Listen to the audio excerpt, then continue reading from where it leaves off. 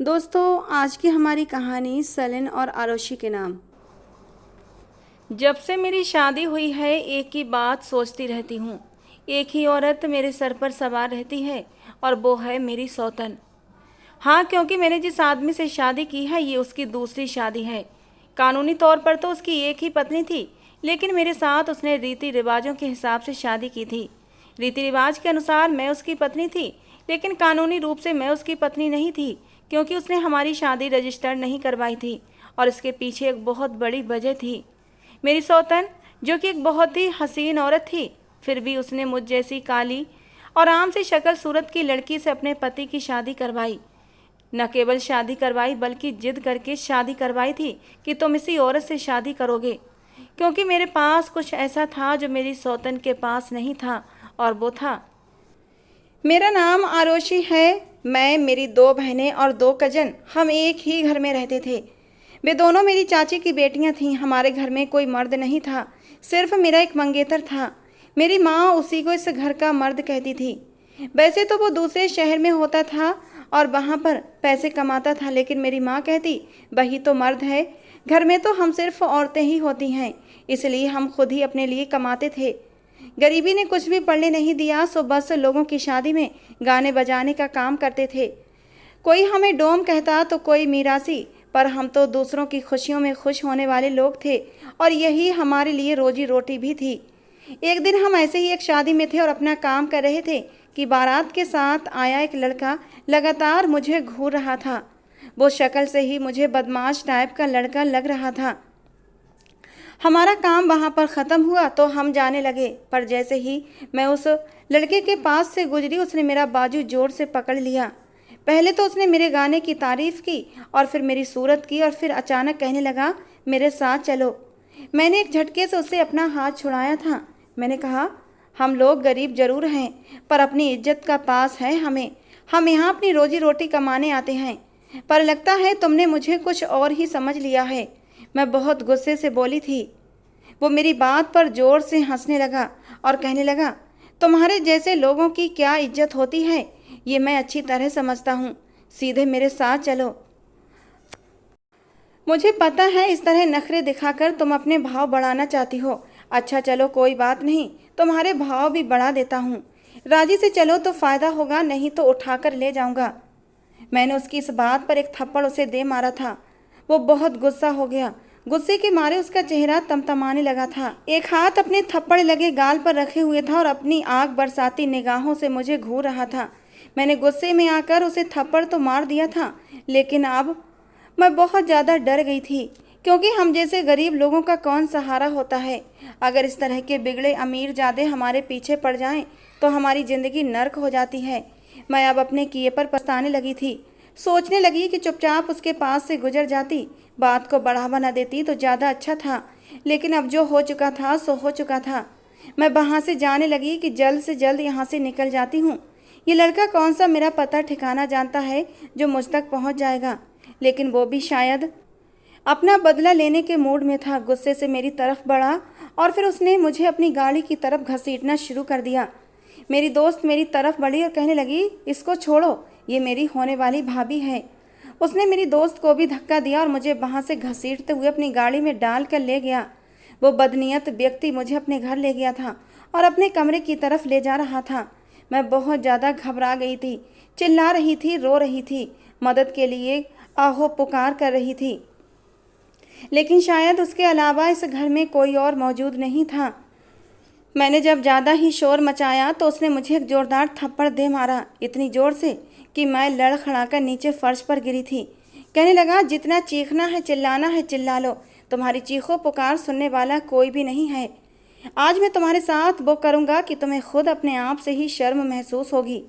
उसकी ऐसी बातें सुनकर मेरी आत्मा तक काँप उठी थी, लेकिन मैंने भी सोच लिया था या तो मर जाऊंगी या फिर किसी न किसी तरह अपने आप को यहाँ से बचाकर निकालूंगी, लेकिन अपने आप को इस भेड़िए के हवाले बिल्कुल भी नहीं करूंगी।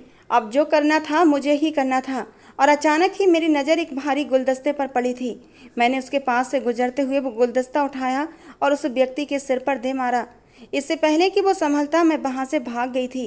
मैं बहुत तेज भाग रही थी अपनी इज्जत बचाने की खातिर। मुझे नहीं पता ये कौन सा इलाका था। इंसान बहादुर नहीं होता और फिर औरत तो बहादुर बिल्कुल भी नहीं होती, लेकिन जब उसकी इज्जत पर आकर पड़ जाती है तो फिर उसे बहादुरी करनी ही पड़ती है। मैं डरी हुई भी बहुत थी कि कैसे वो बदनीयत इंसान मुझे वहाँ से उठा लाया था। मेरे साथ कोई मर्द नहीं था, मुझे कौन बचाता। मेरे मंगेतर की बहन थी जो कि मेरी दोस्त भी थी। उसी ने मुझे अपने भाई के लिए पसंद किया था। वो बेचारी मेरी मदद करने के लिए आई थी, लेकिन वो भी तो एक औरत थी। और अब ये मैंने क्या कर दिया था? मैं कहाँ जा रही थी? मैं पागलों की तरह भाग रही थी। मुझे रास्तों का पता नहीं था। जो व्यक्ति मुझे गाड़ी में डाल कर लाया था, पता नहीं किस तरफ से लाया था, कौन सी जगह थी। इधर उधर मैं भाग रही थी। मुझे सड़क नज़र नहीं आ रही थी। सड़क नज़र आ जाती तो शायद समझ आता कि शहर किधर है। बस मैं अंधाधुंध भाग रही थी। मुझे एहसास हो रहा था जैसे मेरे पीछे कोई आ रहा है, लेकिन मैं मुड़कर भी नहीं देख रही थी। और फिर भागते भागते मैं खुले रोड पर आ ही गई थी और फिर एक गाड़ी से टकरा गई। गाड़ी वाले ने ऐन वक्त पर गाड़ी को रोक लिया, वरना मैं गाड़ी के नीचे आ जाती। मेरी जान तो बच गई थी, पर मुझे बहुत चोटें आई थीं। मैं जख्मी हालत में थी। वो मुझे उठाकर अस्पताल ले गया। वो खुद ही एक डॉक्टर था। उसका नाम डॉक्टर सलीम था। मुझे 2 दिन बाद होश आया तो मैं अब तक अस्पताल में थी। मैंने उसे बताया कि मेरे साथ क्या हुआ था। उसने कहा कि तुम एक बहादुर लड़की हो और तुम्हें पता है बहादुरी का संबंध दिमाग से नहीं, दिल से होता है। इसीलिए कहते हैं कि जिगर होना चाहिए। तुम्हें वाकई बड़ा जिगर है, लेकिन तुम्हारे साथ अच्छा नहीं हुआ। ये तो तुम शुक्र करो कि भगवान ने तुम्हारी लाज रख ली। मैंने कहा कि मुझे मेरे घर जाना है। मुझे मेरे घर वालों की याद आ रही है। मैं 2 दिन से यहाँ पर हूँ। वे कितने परेशान होंगे। वे तो यही समझ रहे होंगे कि वो आदमी मुझे उठाकर ले गया था तो पता नहीं मेरे साथ क्या हुआ होगा, लेकिन मैं तो उसके चंगुल से निकल आई थी। उसने कहा कि अच्छा चलो, मैं तुम्हें तुम्हारे घर छोड़ आता हूँ। लेकिन जब मैं घर आई तो मेरे घर वालों का रवैया बदला हुआ था। जैसे ही मैं घर में दाखिल हुई थी, ऐसा लगा जैसे मेरे घर वालों पर मौत का सा सन्नाटा छा गया हो। साफ जाहिर था कि वो लोग मुझे देखकर खुश नहीं थे। वे लोग मुझे स्वीकार करने को तैयार नहीं थे। उनका कहना था कि अब मैं उनके काबिल नहीं रही। ये सब देखकर मेरे दिल पर क्या गुजरी थी मैं ही जानती हूँ। मेरी अपनी माँ ने भी मुझे अपनाने से इनकार कर दिया। उसने कहा कि हम तो पहले ही गरीब थे आरोशी, हमारे पास कुछ नहीं था सिवाय इज्जत के, और तूने वो भी गवा दी। ये तूने क्या कर दिया? अरे अपने आप को बचा नहीं सकती थी तो जहर खाकर मर जाती, लेकिन अपना ये काला मुंह लेकर हमारे घर वापस ना आती। तेरे साथ जो भी हुआ पूरे मोहल्ले वालों को खबर हो गई है। अगर हम तुझे घर में रख लेंगे तो तेरी बाकी की बहनों का क्या होगा? हमारी तो रोजी रोटी ही छिन जाएगी। कोई भी हमें काम धंधा नहीं देगा। मैं तुझसे हाथ जोड़ती हूँ आरोशी, चली जाए यहाँ से और कभी मुड़कर इस घर में मत आना। मुझे बहुत दुख हुआ था। मेरी अपनी माँ ने ही मेरा विश्वास नहीं किया। मैं रो रो कर माँ को बताती रही कि माँ, तेरी बेटी जैसे गई थी वैसे ही वापस आई है। उसकी इज्जत पर दाग नहीं आया है। लेकिन मेरी माँ को मुझ पर विश्वास नहीं था, या फिर शायद वो जानबूझकर विश्वास करना नहीं चाहती थी। कहने लगी, मैं मान भी लूँ कि तेरी इज्जत पर दाग नहीं आया है, लेकिन क्या दुनिया वाले इस बात को मानेंगे? तू 3 रातों से गायब है आरोशी, और तुझे वो लड़का सबके सामने उठाकर ले गया था। कैसे मालूम कि तू अब तक पवित्र और अनछुई है? मेरी माँ ने खुद मेरा हाथ पकड़ा और मुझे घर से बाहर निकाल दिया। आंखों में आंसू भरकर मुझसे हाथ जोड़कर विनती की कि इस घर में लौट कर मत आना। मेरे पास अब कोई भी ठिकाना नहीं था। मैं कहाँ जाती, क्या करती? ऐसे में मुझे अपने मंगेतर की याद आई थी और मैं अपने मंगेतर के घर चली गई। उन लोगों ने तो मेरे साथ और भी बुरा व्यवहार रखा। मेरी अपनी दोस्त ने ही मुझसे आंखें फेर लीं। मैंने कहा कि मुझे यही सोचकर इस घर में पनाह दे दो कि मैं तुम्हारे बेटे की इज्जत हूँ। कहने लगे कि अब तुम हमारे बेटे की इज्जत नहीं रही। अब तुम एक ऐसी लड़की हो जिसे गुंडा उठाकर ले गया था। तुम 3-4 रातों के बाद आई हो, पता नहीं तुम्हारे साथ क्या हुआ है। अब तुम शादी के काबिल नहीं रही और हमारे बेटे की इज्जत भी नहीं बन सकती। उन लोगों ने भी मुझे घर से निकाल दिया। मैंने देखा कि वो डॉक्टर बाहर ही खड़ा था, क्योंकि मेरी माँ ने जो व्यवहार मेरे साथ किया था वो सब उस डॉक्टर ने अपनी आंखों से देखा था। और फिर वही डॉक्टर मुझे मेरे मंगेतर के घर भी लेकर आया था। उसने सब सुन लिया था। वो मेरी तरफ बढ़ा। मेरे जख्म अभी भरे नहीं थे। मैं अचानक चकरा गई थी। वो मुझे वहाँ से ले आया और अपने घर लेकर चला आया। उसका घर बहुत बड़ा और खूबसूरत था। वहाँ पर कोई नहीं था। उसने मुझसे कहा कि तुम यहाँ बैठो, मैं तुम्हारे लिए कुछ खाने को लाता हूँ। मैं उस घर को देखने लगी। उसने मुझे खाना दिया और फिर एक कमरा दिखाया कि मैं यहाँ रह सकती हूँ। मैं उस कमरे में आराम करने के लिए लेट गई। शाम को मैं नीचे आई तो डॉक्टर साहब के साथ एक औरत भी बैठी हुई थी, जो देखने में काफ़ी हसीन थी। शायद ये उसकी बीवी थी। मुझे सीढ़ियों से उतरते देखकर उसने मुझे सर से लेकर पैर तक बड़े गौर से देखा था। फिर कहने लगी, अच्छा तो ये है आरुषि। वो मुझे गौर से देखते हुए बोली और फिर अफसोस भी जताया कि मेरे साथ ये सब हो गया था। शायद डॉक्टर ने उसको सब बता दिया था। अजीब बात है, हम गरीब लोग हमेशा अमीर लोगों को जब बड़ी बड़ी गाड़ियों में देखते हैं तो हम समझते हैं कि ये तो अमीर लोग हैं, ये तो हम गरीबों का दर्द समझ नहीं सकते। लेकिन वो मेरी कहानी सुनने के बाद मुझसे कितने अच्छे से बात कर रही थी। उसने ये भी कहा कि तुम्हारे साथ बहुत बुरा हुआ, ये समाज बहुत बुरा है। औरत के साथ अगर कुछ गलत हो जाए तो उसे उसकी गलती बना देते हैं, उसके दर्द को उसका गुनाह बना देते हैं। मैंने तुम्हारे दर्द को अच्छी तरह समझा है। तुम जब तक चाहो हमारे घर में रह सकती हो। मेरा पति बहुत अच्छा इंसान है, तभी तो वो डॉक्टर बना है, ताकि लोगों की मदद कर सके। और किसी की मदद सिर्फ यहाँ तक थोड़ी होती है कि बस जख्म भर दिए तो डॉक्टर का फ़र्ज पूरा हो गया।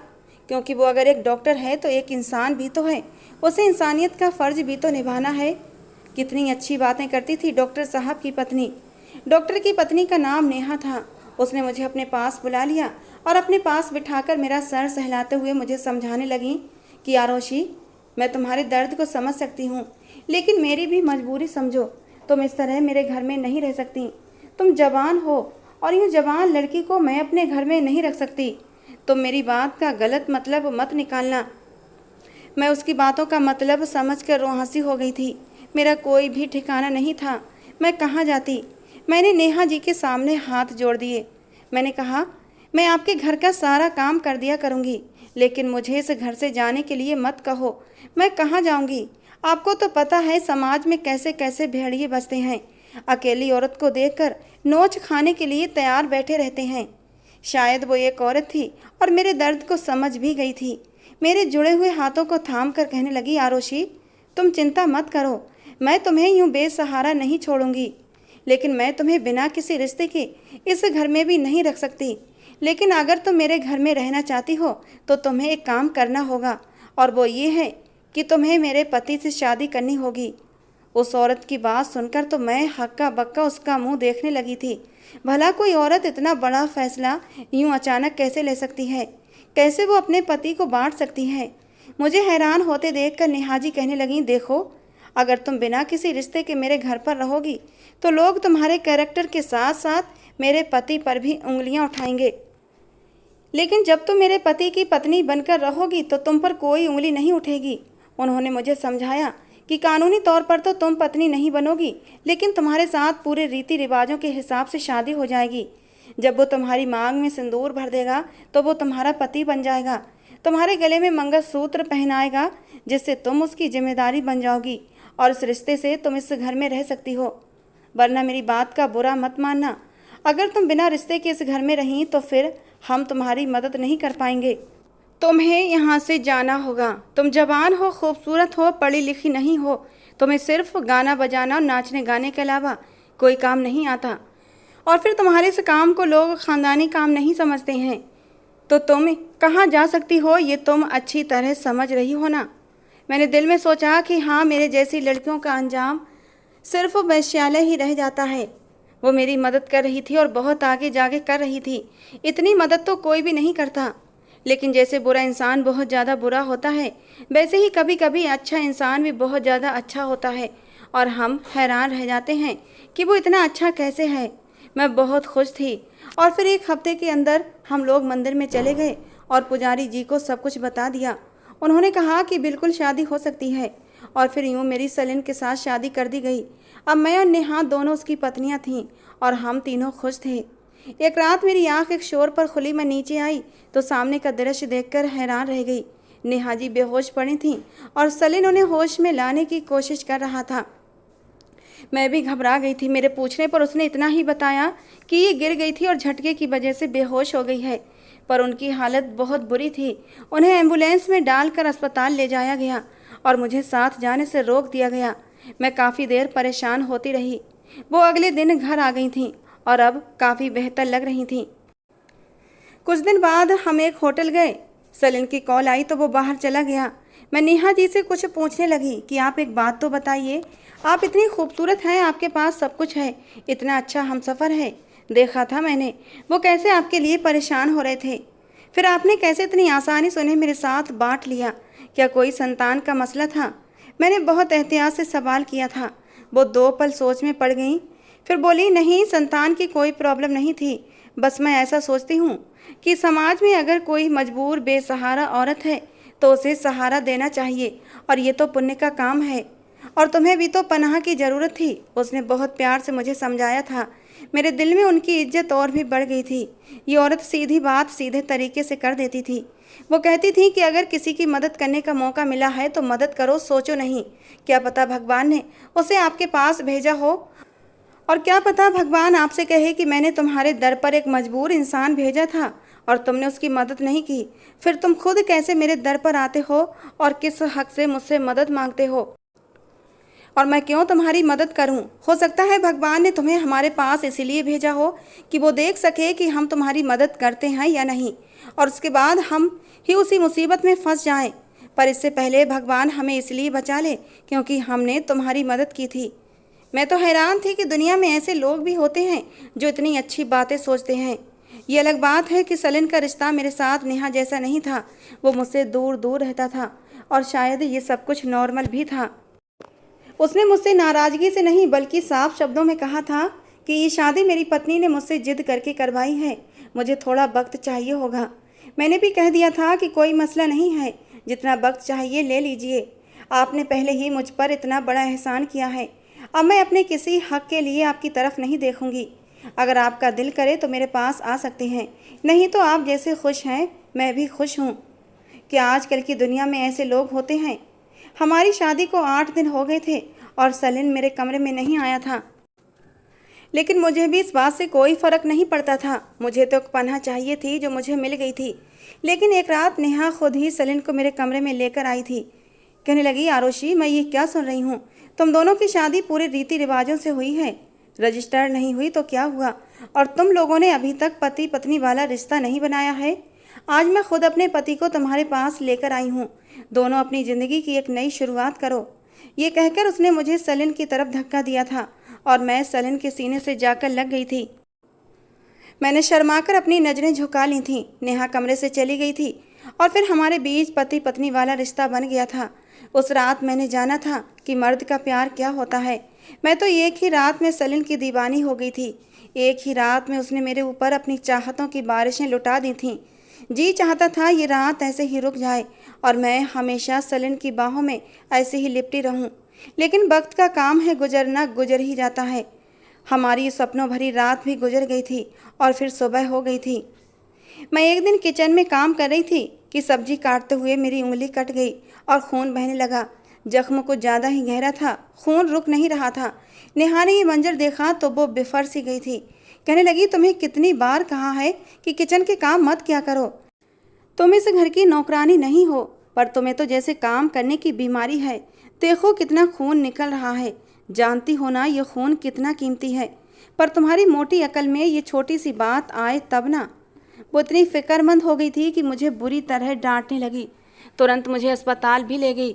मैं तो हैरान थी कि आज के दौर में तो सगे खून के रिश्ते भी संग छोड़ देते हैं। फिर ये लोग तो मेरे लिए अजनबी थे, फिर भी मुझसे कितनी मोहब्बत करते थे। लेकिन मैं कहाँ जानती थी इस मोहब्बत के पीछे मुझसे कितनी बड़ी कुर्बानी मांगी जाएगी। अस्पताल में सलीन भी मौजूद था और परेशान हो गया था। मैं रात भर सोचती रही कि इन गैरों को मुझसे इतना लगाव क्यों है। कहीं इनको मुझसे कोई मतलब तो नहीं, पर मैं उनको क्या दे सकती थी? मेरे पास था ही क्या, मैं तो एक आम सी लड़की थी। फिर मेरी जरा सी तकलीफ पर ही इतना परेशान क्यों हो जाते थे? अब ये फिक्र कुछ ज़रूरत से ज़्यादा ही बढ़ गई थी और अब इन दोनों का ऐसा रवैया मेरे दिमाग में सवाल पैदा कर रहा था। आखिर इतना भी क्या प्यार और क्या ख्याल? अगर मेरी मदद ही करना चाहते थे तो मेरी शादी किसी और से करवा देते। मुझे महीने के कुछ पैसे दे सकते थे, किसी वृद्धाश्रम में छोड़ सकते थे, लेकिन ये क्या कि अपने ही पति को मेरे साथ बांट लिया, सिर्फ मेरी मदद करने के लिए। एक रात मैंने देखा कि सलिन मेरे कमरे में नहीं थे। सलिन ने जब से मुझसे पति पत्नी वाला रिश्ता बनाया था वो मेरे कमरे में ही रहता था, और आज शाम को भी वो मेरे साथ ही सोया था, लेकिन अभी वो कमरे में नहीं था। मैं उसको तलाश करती हुई नीचे आई। मेरा कमरा ऊपर था, वो शायद नेहा के साथ था। उनके कमरे की लाइट भी ऑन थी। मैं वहाँ से जाने लगी पर उनकी बातें सुनकर रुक गई और कान लगाकर सुनने लगी। तुम्हें उसकी ज़्यादा ही फिक्र है या मेरी? क्या बात है? जवान लड़की को देखकर नीयत बहक तो नहीं गई? अगर उस लड़की के साथ मैंने तुम्हारा शारीरिक रिश्ता बनवाया है तो इसलिए नहीं कि तुम उसके दीवाने हो जाओ, बल्कि इसलिए कि उस लड़की का विश्वास तुम पर मजबूत हो जाए और वो हमारी हर बात पर आंख बंद करके भरोसा कर ले। जो काम तुम्हें करना था वो अभी तक हो जाना चाहिए था, और तुम हो कि रोज़ एक नया बहाना बना देते हो। तुम्हें नहीं पता ये सब हमारे लिए कितना अहम है। क्या यहाँ कोई मजाक चल रहा है? अगर तुमने ये ज़रूरी काम करने में ज़रा भी देर लगाई तो मैं तुम्हारा बहुत बुरा अंजाम करूँगी। याद रखना मेरी ये बात, धमकी नहीं है, तुम्हें वार्निंग दे रही हूँ। हमेशा बहुत ही प्यार से बोलने वाली नेहा आज बुरी तरह चिल्लाई हुई थी, वो भी सलिन पर।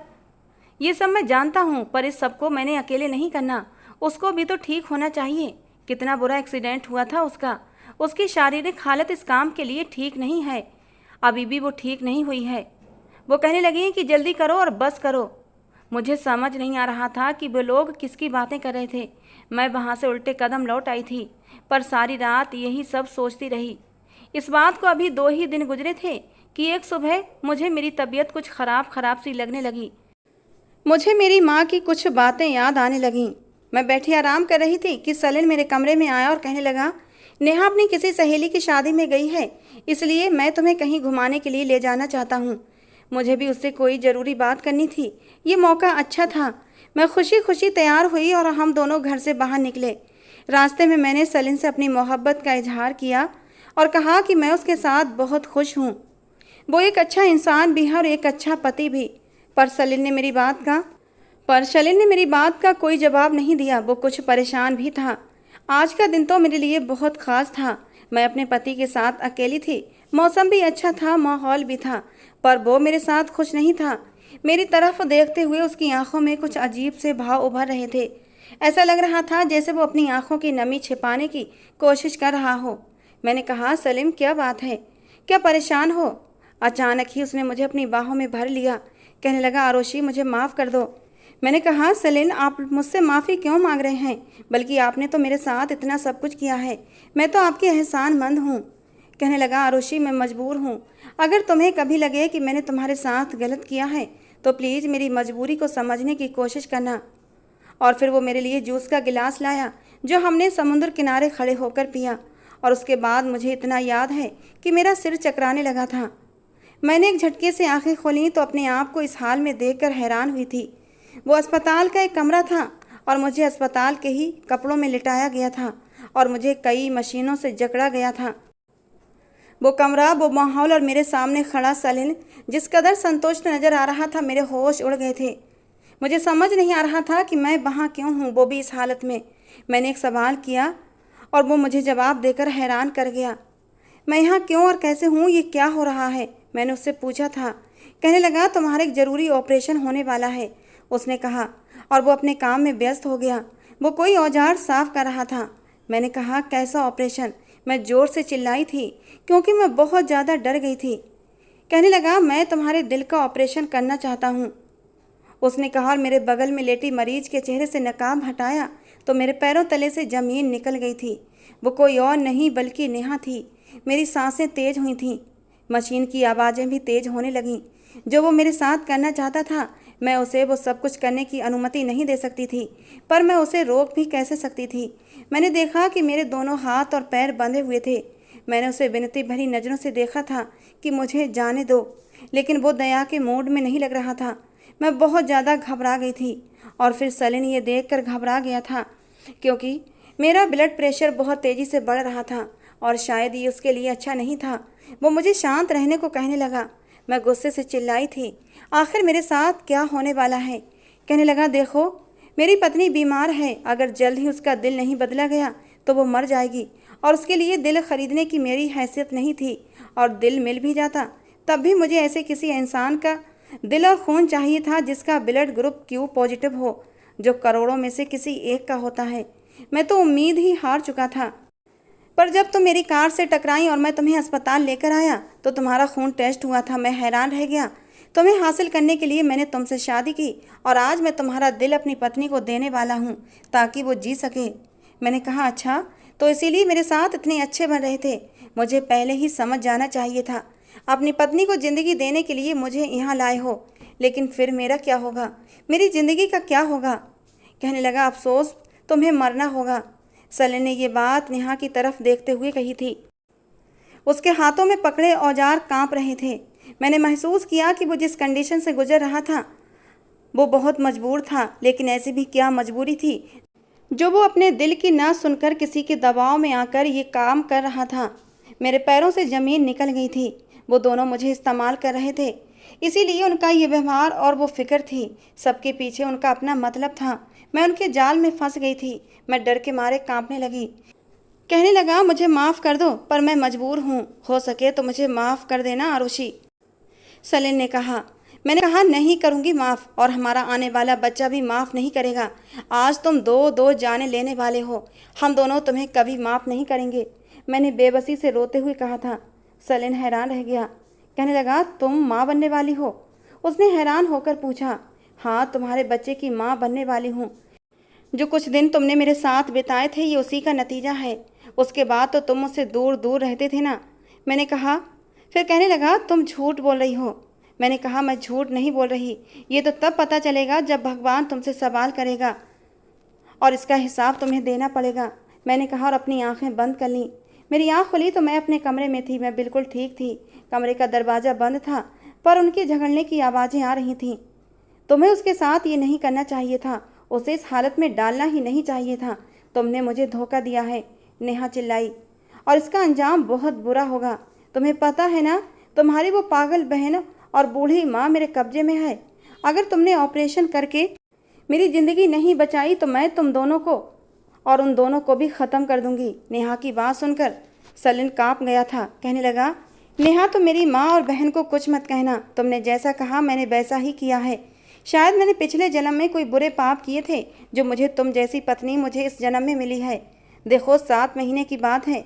हम बच्चे को 2 महीने पहले भी डिलीवर करवा सकते हैं। फिर सब वैसा ही होगा जैसा हमने सोचा था। सलीम ने बेबसी से उसे समझाया था। लेकिन मेरे पास 7 महीने नहीं है। क्या तुम बच्चे के लिए मेरी जान को खतरे में डाल सकते हो? हमारे अपने भी तो बच्चे हो सकते हैं। नेहा की इस बात पर सलीम चीखते हुए बोला था। नेहा, हमारी शादी को 10 साल हो चुके हैं और इन 10 सालों में तुम अब तक माँ नहीं बनी हो। इस बात का साफ मतलब है तुम कभी माँ नहीं बन सकती। और जब मेरा बच्चा इस दुनिया में आने वाला है तो तुम क्यों उसकी जान लेने के पीछे तुली हुई हो? 7 महीने का इंतजार कर लो। हम समय से पहले ही बच्चे की डिलीवरी करवा लेंगे। यूँ हमारी ज़िंदगी में बच्चा भी आ जाएगा।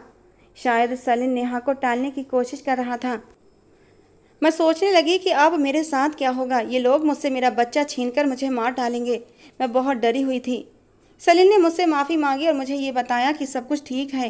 वो मेरे साथ कुछ बुरा नहीं करेगा क्योंकि मैं माँ बनने वाली हूँ। उसके बच्चे की माँ हूँ। हमेशा मेरा ख्याल रखेगा। जबकि मुझे पता था वो झूठ बोल रहा है क्योंकि मैंने उन दोनों की बातें सुन ली थीं और अब भी मैं कुछ भी करना नहीं चाहती थी। मैं मौका देकर यहाँ से भागना चाहती थी और उसके सामने अच्छी बन रही थी। पर इससे पहले ही मैं नेहा के हाथे लग गई। मैं नेहा के हाथ लग गई क्योंकि वो 7 महीने का इंतजार नहीं कर सकती थी। उसने एक दिन चालाकी से मुझे बेहोश किया और किसी दूसरे डॉक्टर को रिश्वत देकर ये ऑपरेशन करने को कहा। वो मुझे अस्पताल ले गई और ऑपरेशन शुरू हो गया। पर ऐन वक्त पर सलीम वहाँ पहुँच गया। वहाँ सलीम में हाथापाई भी हुई। सलीम ने मुझे तो बचा लिया, पर क्योंकि वो नेहा का ऑपरेशन शुरू कर चुके थे इसलिए बीच में रोकने से वो उसे बचा नहीं सके।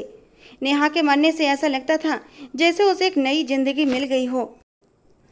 वो अपनी पागल बहन और अपनी माँ को घर पर ले आया था जिसे नेहा ने बंदी बनाकर रखा हुआ था। मैं उससे दूर चली जाना चाहती थी पर वो मुझे जाने नहीं देता था। एक दिन उसने मेरे कदमों में गिरकर मुझसे माफ़ी मांगी।